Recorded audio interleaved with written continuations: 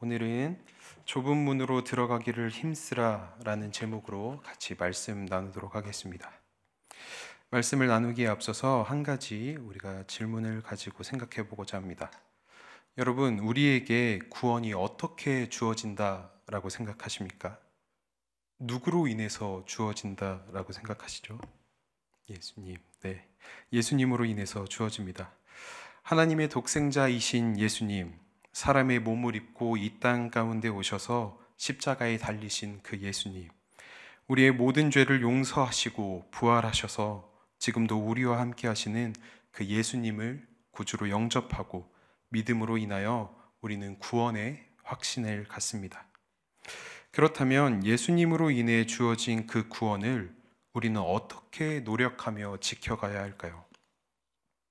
주님께서 주신 구원을 노력하며 지켜야 한다. 이 표현이 약간은 어색하실 수도 있을 것 같습니다. 그런데 오늘 말씀에서는 우리가 이 구원의 확신을 힘써 지켜나가기를 말씀하십니다. 오늘 우리가 같이 보신 본문의 배경은 예수님께서 예루살렘으로 가시던 중에 있었던 일을 보여주고 있습니다. 예수님께서 하나님 뜻을 이루시려 예루살렘으로 가시던 중 각 성과 각 마을로 다니시면서 말씀을 가르치시고 계신 것이죠. 그때 어떤 사람이 예수님께 나와 여쭙는 겁니다. 오늘 본문 23절 말씀 우리 같이 읽어보겠습니다. 어떤 사람이 여짜오되 주여 구원을 받는 자가 적으니까. 뭐라고 예수님께 물어보고 있습니까?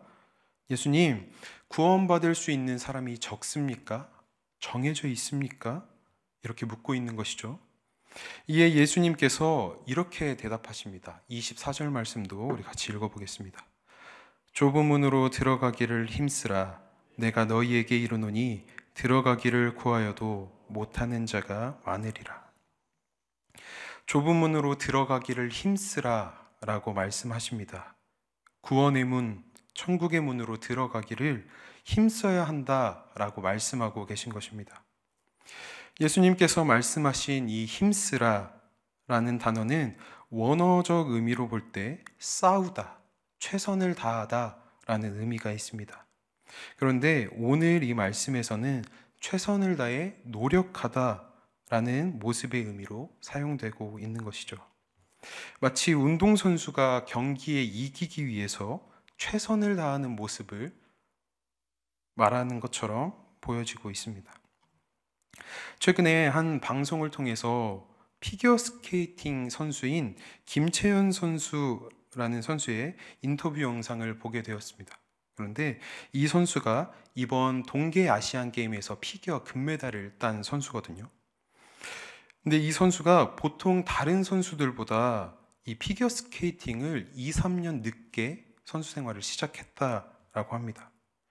그래서 이 선수가 어린 나이에도 불구하고 다른 선수들보다 더 노력을 해야 본인이 그 정도까지는 할 수 있겠다 싶어서 다른 선수들의 연습하는 연습량보다 보통 2배 이상 더 훈련에 시간을 쏟았다고 합니다. 다른 선수가 3시간 훈련하면 본인은 6시간 이상 훈련을 했다라고 하는 것이죠. 오늘 예수님께서 말씀하시는 것도 이러한 신앙의 노력이 있어야 한다라는 것입니다. 거룩한 삶을 살아가도록 부단히 노력해야 한다라고 말씀하십니다. 그러면 우리가 다른 사람들보다 기도의 시간을 더 많이 가져야만, 또 우리가 예배를 더 많이 드려야만, 봉사를 더 많이 해야만 우리가 구원의 문으로 들어갈 수 있다라고 말씀하시는 걸까요? 아니요, 그렇게 말씀하시는 것이 아닙니다. 예수님께서는 그 다음에 이어서 하신 말씀이 무엇인가 보면 들어가기를 구하여도 못하는 자가 많으리라 라고 말씀하십니다. 노력이 있어야 한다고 해서 예배를 더 많이 드리고 기도의 시간을 더 많이 늘리고 봉사를 더 많이 하는 것, 이것이 중요한 것이 아니라 라는 말씀입니다.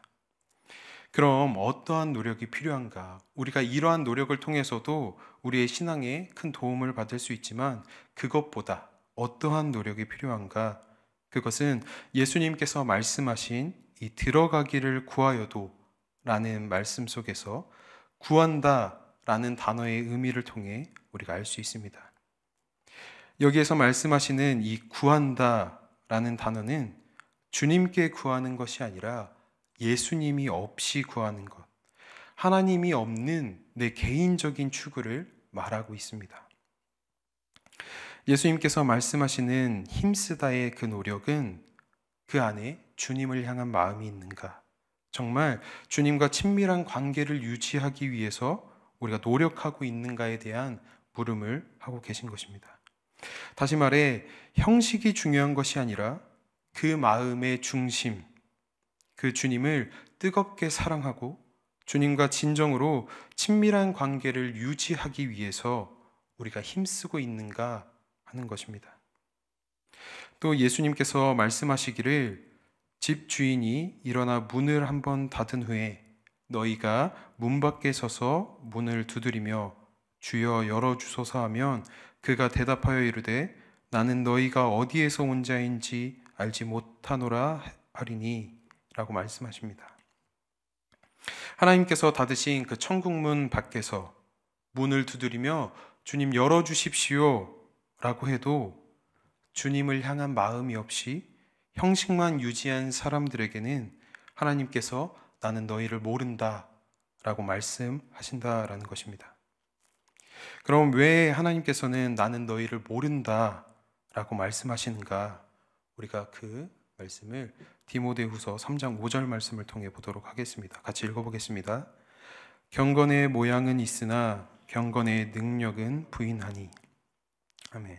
네, 방금 말씀드린 것과 같이 신앙의 형식만 있고 신앙의 중심은 없기 때문에 하나님께서 그들을 모른다라고 말씀하셨던 겁니다. 당시 이스라엘 무리의 모습, 바리새인들의 모습, 율법 교사들의 모습이 대체적으로 이러했던 것을 우리가 알 수 있습니다.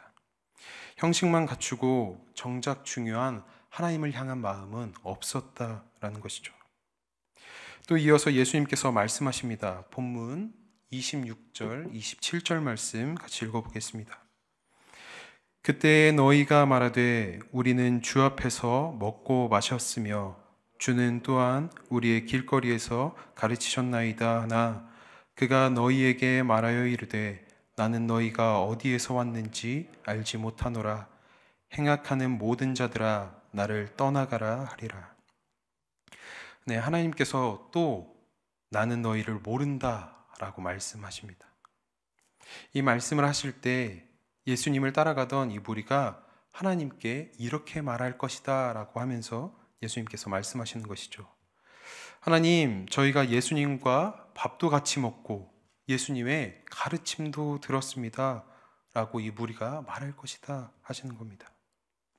그렇게 예수님과 친밀한 관계에 있다 라고 하나님께 말할 테지만 하나님께서는 나는 너희를 알지 못한다 라고 말씀하시며 행악하는 모든 자들아 나를 떠나라 라고 말씀하실 것을 예수님께서 비유로 말씀하시는 것입니다. 바리새인들과 율법교사들, 예수님을 적대하던 사람들이 과연 예수님과 친밀한 관계를 유지했을까요? 그렇지 않았다라는 것입니다. 예수님께서 말씀하신 이 행악하는 자들은 보여지기는 예수님과 친밀한 관계인 척 했겠지만 진정으로 예수님과 친밀한 관계를 가지지 않았다라는 말입니다. 오히려 외식하며 회개하지 않고 진리이신 예수님을 거부했다라는 것이죠. 또 예수님을 십자가에 못 박히시게 내어주기까지 합니다. 이런 모습을 가진 사람들에게 예수님께서 예를 들어가며 어떻게 해야, 어떤 마음을 가져야 구원에 이를 수 있는지를 가르쳐 주시는 말씀인 겁니다. 이외에 본문 30절에 이렇게 말씀하시며 질문에 대한 대답을 마치십니다. 30절 말씀 같이 읽어보겠습니다. 보라, 나중된 자로서 먼저 될 자도 있고 먼저 된 자로서 나중될 자도 있느니라 하시더라. 예수님의 구원이 이 당시 이스라엘 백성들 뿐만 아니라 이방 민족에게까지 확장됨을 선포하십니다. 동시에 오늘 우리에게는 어떻게 말씀하고 계시는 걸까요? 신앙을 먼저 가지고 있었으나 주님과 멀어져 있을 수도 있고, 주님을 영접한 지 얼마 되지는 않았지만 주님과 친밀한 관계를 누군가 유지하고 있을 수도 있다는 말씀입니다. 그러니 매일 주님과 더욱 친밀한 관계를 유지할 수 있도록 주님을 더욱 사랑하기를 힘써야 한다라는 말씀입니다. 사랑하는 성도 여러분, 오늘 말씀은 예수님께서 우리에게 가르치신 것처럼 우리를 책망하시려는 말씀이 아닙니다. 진정으로 교회된 우리가 도리어 거룩하게 삶을 살아가기를 예수님이 권면하시는 말씀입니다. 예수님께서 말씀을 마치신 그때에 어떤 바리새인이 예수님께 나와 헤롯이 예수님을 죽이고자 하니 여기서 떠나소서 하고 말씀합니다. 이에 예수님께서 그 바리새인들을 향해서 말씀하십니다. 오늘 본문 32절 33절 말씀 읽어보겠습니다. 이르시되 너희는 가서 저 여우에게 이르되 오늘과 내일은 내가 귀신을 쫓아내며 병을 고치다가 제3일에는 완전하여 지리라 하라. 그러나 오늘과 내일과 모레는 내가 갈 길을 가야 하리니 선지자가 예루살렘 밖에서는 죽는 법이 없느니라. 예수님께서는 예수님을 죽이겠다 하는 그 위험 앞에서도 하나님의 뜻을 이루시기 위해 맡겨진 사명을 이루어 가십니다. 하나님의 말씀에 확신을 가지고 어떠한 상황에서도 복음을 전하시며 예수님께서 말씀하신 그 좁은 문으로 들어가기를, 그 좁은 문으로 들어가는 삶을 힘쓰는 것을 몸소 보여주십니다. 우리도 예수님처럼 하나님에 대한 이 믿음의 확신이 있기를 바랍니다. 히브리서 3장 14절 말씀에 이렇게 기록되어 있습니다. 읽어보겠습니다.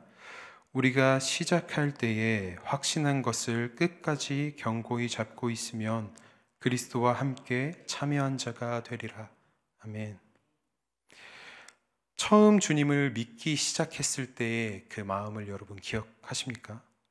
예수님이라는 이름만 들어도 이 마음에 불이 타던 때를 기억하십니까?